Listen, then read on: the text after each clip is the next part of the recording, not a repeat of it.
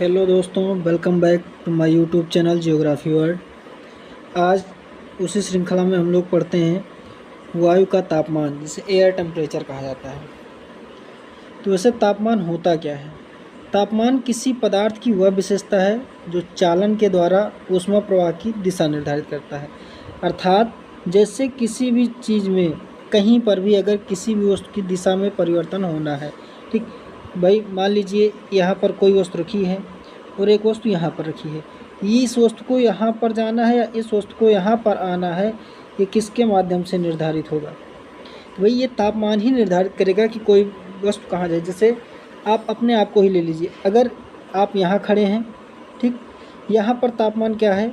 अधिक है, और यहाँ पर तापमान कम है, तो आप कहाँ जाएंगे? जहाँ पर आपको गर्मी लगेगी या जहाँ पर आपको ठंडी लगेगी? भाई जहाँ पर आपको ठंडी लगेगी वहाँ जाना पसंद करेंगे, ठीक। तो वैसे ही तापमान जो होता है वो किसी भी वस्तु में, वहाँ पर जो वस्तु है उसके उस ऊष्मा के जो प्रवाह की दिशा होती है वही क्या होता है? तापमान निर्धारित करता है। अब जैसे उसके बाद है वायुमंडल का गर्म एवं ठंडा होना। वायुमंडल कैसे गर्म और ठंडा होता है, ठीक है। तो वायुमंडल के गर्म और ठंडा होने की जो प्रक्रिया है उसमें सबसे पहली चीज़ क्या है? सौरिक विकिरण का प्रत्यक्ष अवशोषण। अर्थात सूर्य है, सूर्य से जितना विकिरण पृथ्वी की सतह पर आ रहा है, ठीक है, वही क्या करता है? सौरिक विकिरण होता है। सूर्य से भाई जितना विकिरण यहाँ पर नीचे की ओर आएगा, ठीक, उसके माध्यम से वहाँ पर क्या होगा? वायुमंडल है आपका, ठीक है। ये वायुमंडल जितना अवशोषण करेगा उतना ही ये क्या होगा? गर्म होगा, ठीक। दूसरा क्या है आपका? परिचालन, ठीक है। परिचालन का मतलब क्या है? जैसे कोई भी कहीं से भी कुछ स्थितियां हैं, भाई तापमान कहीं से आया उसके बाद कहीं और गया, ठीक। तो ये परिचालन है। एक कण से दूसरे कण में जब जा रहा है तो क्या है? परिचालन कहलाता है। भाई मान लीजिए यहाँ पर कई सारे कण एक साथ जुड़े हुए हैं, पहले ये वाला पार्ट गर्म हुआ, फिर ये वाला गर्म हुआ, फिर ये इसने इसको गर्म किया, इसने इसको गर्म किया, और आपस में ये क्या हो गया? तापमान एक स्थान से दूसरे स्थान पर बढ़ता चला गया, ठीक। तीसरा पॉइंट आपका क्या है? पार्थिव विकिरण, ठीक। पार्थिव विकिरण क्या है? पार्थिव विकिरण का मतलब है पृथ्वी के द्वारा किया जाने वाला विकिरण, ठीक है। जो सूर्य की ऊर्जा, सूर्य से जितनी ऊर्जा ये पृथ्वी पर आ रही है, इस पर क्या करता है? पृथ्वी भी इसको अवशोषित करने के बाद उत्सर्जित करती है। जब पृथ्वी इसका उत्सर्जन करती है तो उत्सर्जन के माध्यम से जितनी मात्रा इसको वापस भेजी जा रही है, इसमें से कुछ क्या करेगा? वायुमंडल इसको अवशोषित कर लेगा, तो उसके माध्यम से वायुमंडल क्या हो जाएगा? गर्म हो जाएगा। फिर अगला है आपका संवहन, ठीक है। संवहन क्या है? भाई संवहन का मतलब ये है कि जो आपकी यहाँ से जलवायु, पृथ्वी की सतह से जो जल का वाष्प बनकर वायुमंडल में ऊपर गया, ये यहाँ पर क्या होगा? ठंडा होगा। जब ठंडा होगा तो वायुमंडल क्या हो जाएगा? ठंडा हो जाएगा। इसीलिए देखिए, जब बारिश होने का मौसम होता है तो आपको ठंडक महसूस होने लगती है, ठीक है। तो उसका जो रीज़न है वो क्या है? आपका संवहन है, ठीक। फिर अगला है संवहन की गुप्त ऊष्मा। गुप्त ऊष्मा का मतलब क्या है? कि किसी भी क्षेत्र में संवहन की क्रिया होने के लिए जो ऊष्मा, जितनी ऊष्मा आवश्यक होती है, वही उसकी क्या होती है? संघनन की गुप्त ऊष्मा कहलाती है। भाई संघनन होने का मतलब क्या है? ठंडा होना है, और ठंडा होने के लिए क्या होगा? जितना इसमें आवश्यक होगा वही क्या होगी? उसकी गुप्त ऊष्मा कहलाती है। अगला है एडियाबेटिक प्रक्रिया। एडियाबेटिक का मतलब क्या है? तापीय प्रतिलोमन। भाई जैसे मान लीजिए ये आपकी पृथ्वी है, पृथ्वी के ऊपर जैसे जैसे जाते हैं तापमान में क्या होती है? कमी होती जाती है, ठीक है। लेकिन जब एडियाबेटिक या स्थिति होती है तो उसमें होता क्या है? पृथ्वी पर ऊंचाई बढ़ने के साथ साथ तापमान में भी क्या होती है? वृद्धि होने लगती है। इसी को एडियाबेटिक प्रक्रिया कहते हैं, ठीक। इसके बाद आगे देखा जाए तो वायु के तापमान को प्रभावित करने वाले कारक कौन कौन से हैं, ठीक है। तो वायु का तापमान कैसे कैसे प्रभावित होगा? सबसे पहला क्या है? अक्षांश, ठीक है। भाई अक्षांश कैसे प्रभावित करेगा वायु के तापमान को? ये आपकी पृथ्वी है, ये आपकी भूमध्य रेखा हो गई, कर्क रेखा हो गई, मकर रेखा हो गई, और ये सूर्य हो गया। सूर्य की किरणें क्या है? भूमध्य रेखा पर वर्ष भर सीधी पड़ती हैं, वहीं कर्क रेखा पर और मकर रेखा पर वर्ष में एक बार सीधी पड़ती हैं, ठीक। इसका मतलब क्या है? जहाँ पर सूर्य का प्रकाश अधिक देर तक पड़ेगा, सूर्य की किरणें जितनी लंबवत होंगी वो उतना ही अधिक क्या होगा? गर्म होगा। और जब यहाँ का धरातल गर्म होगा तो धरातल से जब विकिरण होगा यहाँ पर सूर्य से जो वायुमंडल का अवशोषण होगा उसके माध्यम से भी क्या होगा, ये आपका वायुमंडल भी गर्म होगा। और वायुमंडल गर्म होगा तो जो आपके वायुमंडल में गैसें हैं, जो वायु है वो भी क्या होगी, गर्म होगी। इसलिए निम्न अक्षांशों पर जो आपकी वायु है वो अधिक गर्म होगी। जैसे जैसे आप भूमध्य रेखा से ध्रुवों की ओर बढ़ते जाएंगे, ठीक है, वायु का तापमान घटता जाएगा। अर्थात कहने का मतलब है ध्रुवों पर वायु का तापमान नगण्य होगा, वहीं भूमध्य रेखा पर वायु का तापमान अधिकतम होगा। दूसरा क्या है आपका, समुद्र तल से ऊंचाई। भाई समुद्र तल से ऊंचाई कैसे प्रभावित करेगी, ठीक है, तो क्या मतलब है, जैसे आप पर्वत श्रेणी है कोई आपकी, ठीक है, ये आपका समुद्र है, इसका जो तल है यहाँ से ये आपका स्थल है, ठीक है। अब इस समुद्र में की जो स्थिति है, इस समुद्र से जितनी अधिक ऊंचाई पर जाएंगे उसमें सूर्य का तापमान क्या, वैसे ही क्या होगा, तापमान घटता जाता है। हमने आपको अभी बताया कि जैसे जैसे आप ऊंचाई पर बढ़ते जाएंगे तापमान घटता जाता है, जिसे, और ये क्या होती है, एक निश्चित दर से घटती है, ठीक है। वो दर क्या है, 6.5 डिग्री सेंटीग्रेड प्रति 1000 मीटर, ठीक है। कहने का मतलब ये है कि अगर आप प्रति 1000 मीटर जाते हैं तो जैसे जैसे आप ऊंचाई पर बढ़ते जाएंगे वायु का तापमान वो क्या होता जाएगा, घटता जाएगा, ठीक। इस प्रकार समुद्र तल से ऊंचाई बढ़ने के साथ भी तापमान घटता जाएगा। तीसरा क्या है, जल एवं स्थल का वितरण, ठीक है। भाई जल और स्थल का वितरण क्या है, जैसे पानी जो है वो देर से गर्म होता है और देर से ठंडा होता है, वही जो आपका चट्टानें हैं वो क्या होगा, वो जल्दी गर्म होंगी और जल्दी ठंडी हो जाएंगी। इसलिए जहाँ पर चट्टानें होंगी वहाँ पर तापमान अधिक होगा, जहाँ पर जल होगा वहाँ पर तापमान कम होगा। क्यों, क्योंकि जल क्या होगा, वाष्पित हो जाएगा, जैसे इस पर अधिक तापमान आएगा ये वाष्पित हो जाएगा। फिर अगला है आपका महासागरीय धाराएँ। महासागरीय धाराएँ क्या हैं भाई, जैसे आपकी नदियों में धाराएँ बहती हैं तो धाराओं के बहने से जल जो होता है बहुत अधिक गर्म नहीं हो पाता, वैसे महासागर में भी आपकी धाराएँ बहती हैं। जो धाराएँ बहती हैं कुछ भूमध्य रेखा से ध्रुवों की ओर बहती हैं और कुछ ध्रुवों से भूमध्य रेखा की ओर। और आपको पता है भूमध्य रेखा पर तापमान अधिक है और ध्रुवों पर तापमान कम है। तो जब आप भूमध्य रेखा से ध्रुवों की ओर जाएंगे तो ये गर्म जलधाराएँ होंगी, और जब आप ध्रुवों से भूमध्य रेखा की ओर आएंगे तो ये ठंडी जलधाराएँ होंगी। इस प्रकार जब कोई भी वायु भूमध्य रेखा की तरफ बहेगी, यहाँ पर बहेगी, ये क्या होगी, इसके माध्यम से गर्म हो जाएगी, और जब ये ध्रुवों की ओर प्रवाहित होगी तो ये क्या होगी, ठंडी हो जाएगी, ठीक। इस प्रकार महासागरीय धाराएं भी क्या करती हैं, आपके तापमान को प्रभावित करती हैं, ठीक। अगला है धरातल की प्रकृति, अलविदो। अलविदो के बारे में आपको हम पहले ही बता चुके हैं कि अलविदो क्या होता है। तो अलविदो का मतलब है कि किसी भी पृथ्वी के धरातल द्वारा जितना प्रकाश का परावर्तन किया जा रहा है वह उसका अलविदो है। अब इसमें आपको बताया गया था कि बर्फ़ का अलविदो सबसे अधिक होगा, उसके बाद फिर आपका बादल का होगा, फिर आपके घास स्थल का होगा, उसके बाद चट्टानों का होगा। तो जिसका अलविदो जितना अधिक होगा वो उतना ही अधिक परावर्तन करेगा, और जब परावर्तन अधिक होगा तो वहाँ पर तापमान कम हो जाएगा। इस प्रकार जहाँ पर जिस सतह का अलविदो अधिक होगा वहाँ की वायु क्या होगी, ठंडी होगी, जहाँ का अलविदो कम होगा वहाँ की वायु गर्म होगी। फिर अगला है आपकी प्रचलित पवन एवं वायु राशियाँ, ठीक है। प्रचलित पवन एवं वायु राशियों का क्या मतलब है भाई, कहीं पर भी विभिन्न प्रकार की हवाएं चलती हैं, जैसे आपकी क्या है, व्यापारिक हवाएं हैं, पछुआ हवाएं हैं, ठीक है, ध्रुवीय हवाएं हैं, उपध्रुवीय हवाएं।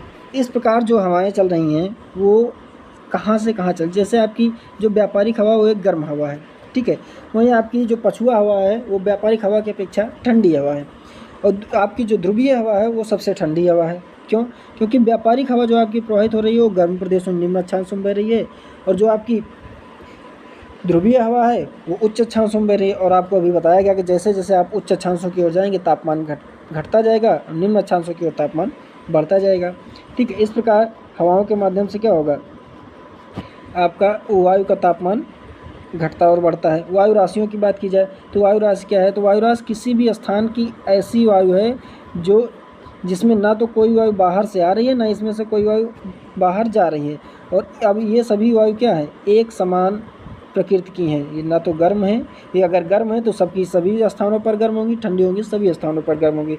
इस पूरे वायु के समूह को, एक समान गुणों वाली वायु के समूह को ही वायु राशि कहा जाता है। अब ये अगर गर्म वायु राशि होगी तो तापमान गर्म होगा वायु का, और ठंडी वायु राशि होगी तापमान क्या होगा, ठंडा हो जाएगा। अगला है वायुमंडल की स्वच्छता। वायुमंडल जितना स्वच्छ होगा तापमान उतना ही कम होगा। वायुमंडल जितना ही धुंधला होगा उसमें जितने ही प्रदूषण होगा उतना ही तापमान अधिक होगा, क्योंकि इसमें जो भी पदार्थ होंगे वही उसका क्या करेंगे, वायु का तापमान का अवशोषण करेंगे, उत्सर्जन करेंगे। ठीक है। फिर अगला है आपका पर्वतीय अवरोध। पर्वतों के माध्यम से क्या किया जाता है, अवरोध उत्पन्न किया जाता है। ठीक है। जब पर्वत से टकराएंगे, कोई भी हवाएं पर्वत से टकराएंगी, टकराने के पश्चात क्या करेंगे, उसमें अपना जो गर्म हवाएं हैं तो वहीं पर रुक जाएंगी, ठंडी हवाएं नहीं आएंगी। इस प्रकार पर्वतों के अवरोध के माध्यम से भी हवा वायु के तापमान में कमी या अधिकता होती है। अगला है आपका उच्चावचन। जैसे जैसे आप ऊंचाई पर जाएंगे, अभी आपको बताया गया कि जैसे जैसे आप ऊंचाई पर जाएंगे तापमान क्या होगा, बढ़ता जाएगा। लेकिन यहाँ पर उच्चावचन का तात्पर्य है कि जगह से अगर आप पर्वत पर हैं, पठार पर हैं, मैदान पर हैं, समुद्रों पर हैं, इस उच्चावचन की बात की जा रही है। तो अगर आप पर्वतों पर होंगे तो आपको ऊंचाई पर जाने पर तापमान कम होगा, वहीं नीचे होंगे, नीचे के मैदान पर होंगे तो उसका तापमान अधिक होगा। ठीक। फिर अगला है आपका संवहन धाराएं एवं वायु विक्षोभ। संवहन धाराएं क्या है, संवहन धारा किसे कहते हैं भाई, संवहन धारा क्या है, किसी भी स्थान पर जब हवाएं क्या करती हैं, अचानक गर्म होकर ऊपर उठने लगी, वो उसमें क्षैतिज प्रवाह नहीं हो रहा है, ना तो वो पूरब से पश्चिम जा रहे हैं ना तो पश्चिम से पूरब जा रही हैं, वो क्या है, नीचे से गर्म हो रही हैं और ऊपर उठ जा रही हैं। इस प्रकार की जो धाराएं हैं। और जो वायु का विक्षोभ है, वायु पश्चिम से पूरब प्रवाहित हो रही है, पूरब से पश्चिम प्रवाहित हो रही है, ये सब भी क्या करती हैं, वायु के तापमान को नियंत्रित करती हैं। ठीक। ये रहे आपके क्या, वायु के तापमान को प्रभावित करने वाले कारक। फिर हम लोग देखते हैं तापमान व्युत्क्रमणता। तापमान व्युत्क्रमणता क्या है, तापमान व्युत्क्रमणता का तात्पर्य है तापमान में ऊंचाई के साथ जैसे जैसे आप ऊंचाई पर बढ़ते जाएंगे तो उसमें क्या होता है, तापमान में कमी होती जाती है। और लेकिन होता क्या है, व्युत्क्रमणता की स्थिति में ऊंचाई बढ़ने के साथ क्या होगा, तापमान भी बढ़ने लगेगा। सामान्य दशा में हमने आपको बताया कि जैसे जैसे आप ऊपर की ओर बढ़ते जाएंगे तापमान क्या होगा, घटता जाएगा। लेकिन तापीय व्युत्क्रमणता की दिशा में क्या है, जैसे जैसे आप ऊंचाई पर जाएंगे तापमान आपका बढ़ता जाएगा। जैसे देखिए यहाँ पर यह सामान्य दशा आपको दिखाई गई है कि प्रति 1000 मीटर पर 6.5 डिग्री सेंटीग्रेड तापमान क्या हो रहा है, कम हो रहा है। जैसे जैसे आप ऊंचाई पर जा रहे हैं तापमान क्या हो रहा है, कम हो रहा है। वहीं आपकी तापीय व्युत्क्रमणता की स्थिति है, जैसे जैसे आप ऊपर की ओर जा रहे हैं तापमान भी क्या हो रहा है, बढ़ रहा है। ठीक। इस प्रकार तापीय व्युत्क्रमणता की स्थिति में ऊंचाई के साथ तापमान में वृद्धि होती है, वह सामान्य दशा में ऊंचाई के साथ तापमान में कमी होती है।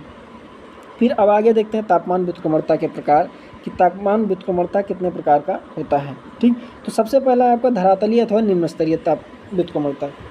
अगर तापमान का जो व्युत्क्रमणता है, तापमान में जो परिवर्तन हो रहा है, ऊंचाई की वृद्धि के साथ तापमान में जो परिवर्तन हो रहा है, यदि वो धरातल के निकट हो रहा है, ठीक है, उसे धरातलीय अथवा निम्न स्तरीय व्युत्क्रमणता कहते हैं। जिसमें सबसे पहला है आपका पार्थिव विकिरण व्युत्क्रमणता। पार्थिव विकिरण अभी आपको बताया गया कि पृथ्वी की सतह से जब ऊष्मा क्या होती है और उत्सर्जित होती है तो उसी को पार्थिव विकिरण कहते हैं। ठीक है। जब लगातार ऊष्मा का उत्सर्जन होने लगेगा, जैसे जैसे हम लोग देख रहे हैं तापीय व्युत्क्रमणता। तापीय व्युत्क्रमणता में सबसे पहला आपका क्या है, धरातलीय व्युत्क्रमणता। ठीक है। तो धरातलीय व्युत्क्रमणता में सबसे पहला आपका क्या है, पार्थिव विकिरण व्युत्क्रमणता। तो पार्थिव विकिरण व्युत्क्रमणता के बारे में हमने आपको बताया कि क्या है कि जैसे जैसे आप पृथ्वी के स्थिति से ऊपर बढ़ते जा रहे हैं, पृथ्वी क्या कर रही है, अपना जो अवशोषण की है उसका उत्सर्जन कर रही है। उत्सर्जन करेंगे तापमान क्या होगा, ऊपर की ओर जाएगा। और जब तापमान ऊपर की ओर जाएगा तो एक समय ऐसा आता है कि इसके जो निचली सतह है, निचली सतह का तापमान कम हो जाता है, ऊपर की ओर तापमान बढ़ जाता है। ठीक है। इसी को आपका पार्थिव विकिरण व्युत्क्रमणता कहा जाता है। अगला अब इसके लिए अनुकूल दशाएं क्या है, पार्थिव विकिरण जो व्युत्क्रमणता है वो किस दशा में होगी। ठीक है। इसके लिए जो आदर्श स्थिति है, सबसे अच्छी स्थिति क्या होनी चाहिए, शीतकाल लंबी रातें। मतलब क्या होना चाहिए, ठंडी का मौसम होना चाहिए और रातें क्या हो, बड़ी हों। ऐसी स्थिति में होगा क्या, जब पार्थिव व्युत्क्रमणता होगी तो उसमें पार्थिव विकिरण होगा तो अधिक ऊंचाई तक ये क्या होगा, ऊपर की ओर बढ़ता जाएगा, क्योंकि सूर्य का तापमान इस पर नहीं आ पाएगा तो नीचे से अधिक इसका विकिरण हो जाएगा। ठीक है। जब अधिक मात्रा में विकिरण हो जाएगा तो ये नीचे वाला भाग ठंडा हो जाएगा और ऊपर वाला भाग गर्म हो जाएगा। ठीक। दूसरी जो स्थिति है वो क्या है आपका, मेघ रहित आकाश। ठीक है। मेघ रहित आकाश का मतलब किसी भी प्रकार का कोई बादल ना हो, जिससे जो आपका तापमान का विकिरण हो रहा है वो आसानी से ऊपर की ओर बाहर की ओर जा सके। तीसरा क्या है, शुष्क वायु। ठीक है, वायु सूखी होनी चाहिए, उसमें किसी भी प्रकार की कोई आर्द्रता नहीं होनी चाहिए, नहीं तो इसके तापमान में वृद्धि हो जाएगी। ठीक है, अगला क्या है, शांत वायु। वायु में किसी भी प्रकार की कोई गति नहीं होनी चाहिए, वायु क्या हो, शांत होनी चाहिए, और कहीं पर भी वायु किसी भी दिशा में गति ना करे हो, ना तो क्षैतिज गति उसमें आपकी ना मिले, ना ही ऊर्ध्वाधर गति मिले। ठीक, और अगला क्या है आपका, हिमाच्छादित धरातल। हमने आपको पहले ही बताया था कि बर्फ़ वाले क्षेत्रों में क्या होगा, तापमान वैसे भी कम रहेगा क्योंकि वो पहले से ही वापस जा चुका है, और लेकिन यहाँ पर जो कुछ होगा भी वो भी क्या होगा, आसानी से इसमें पार्थिव विकिरण जल्दी से होगा, और वो क्या होगा, ऊपर वाला भाग गर्म हो जाएगा, नीचे वाला भाग ठंडा हो जाएगा। अगला क्या है आपकी अभिवहन व्युत्क्रमणता। अभिवहन का मतलब क्या है, जिससे आप घाटी तापीय प्रतिलोमन कहते हैं, घाटीय व्युत्क्रमणता कहते हैं। इसमें होता क्या है, मान लीजिए कोई आपका ये पर्वत है, ठीक है, ये आपकी घाटी है। अब आपको पता है ऊंचाई वाले क्षेत्रों में क्या होता है भाई, जैसे जैसे ऊंचाई पर जाएंगे यहाँ पर वायु क्या होगी, ठंडी होगी, और यहाँ पर वायु क्या होगी, नीचे वाले क्षेत्रों में गर्म होगी। ऊपर से ठंडी वायु क्या हो रही है, नीचे की ओर आ रही है। देखिए इसमें आपको दिखाया भी गया है कि ऊपर से नीचे की ओर ठंडी वायु हो रही है, और नीचे से जो गर्म वायु है वो ऊपर की ओर जा रही है।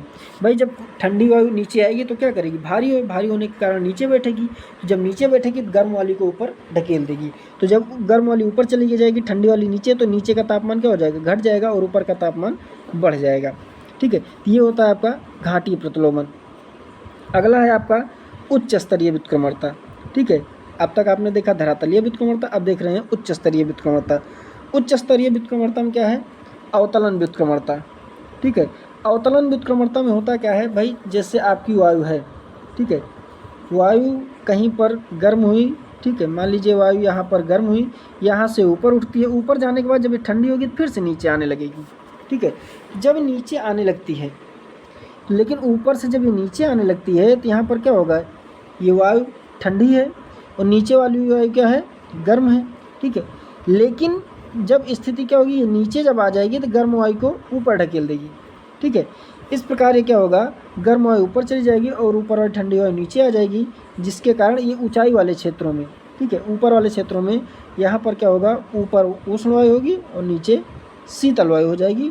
इसी को तापीय व्युत्क्रमणता कहते हैं, अवतलन व्युत्क्रमणता। जब वायु के नीचे उतरने की घटना के माध्यम से जब उसमें व्युत्क्रमणता उत्पन्न होती है तो उसे अवतलन व्युत्क्रमणता कहते हैं। अगला है विक्षोभ एवं संवहन व्युत्क्रमणता। ठीक है, विक्षोभ किसे कहते हैं भाई, जैसे कहीं से भी क्या है, कोई चीज़ है, यहाँ से एक स्थान से दूसरे स्थान पर जब जाने लगती है तो उसका विक्षोभ।